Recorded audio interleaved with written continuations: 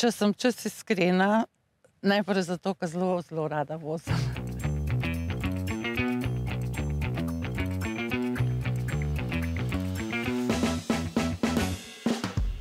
Včeraj me je ena kolegica spraševala, tudi ko je sama zdaj ostala, ki je mož umrl, kako pa jaz bi pa tudi to v naši občini, sam ne vozim rada. In sem nekaj pa to pozabi.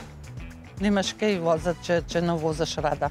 Sem imela en primer, ko sem mogla iti gor v Podelovo Brdo.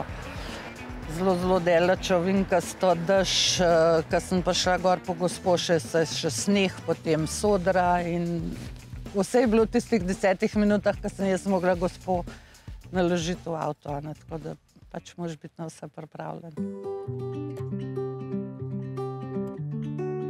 Na drugem mestu je pa, da pač nekaj naredim za sokrajane, ljudi. Denarja nimam, da ga doniram, takole pa lahko s časom pa z dobro voljo. Pa rada govorim. Enkrat sem se tako zaklepetala z eno gospo, da sem čisto falila smer in sem mogla obračati v drugo stran, ker najbolj se spomnim, ker mi je en gospod rekel, če se nava pogovarjava, pa lahko molva.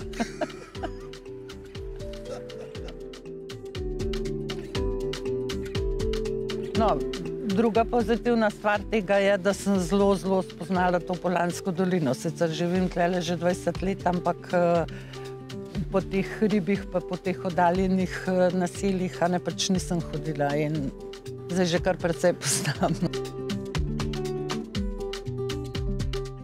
Jaz sem Irena Bogataj in sem prostoferka.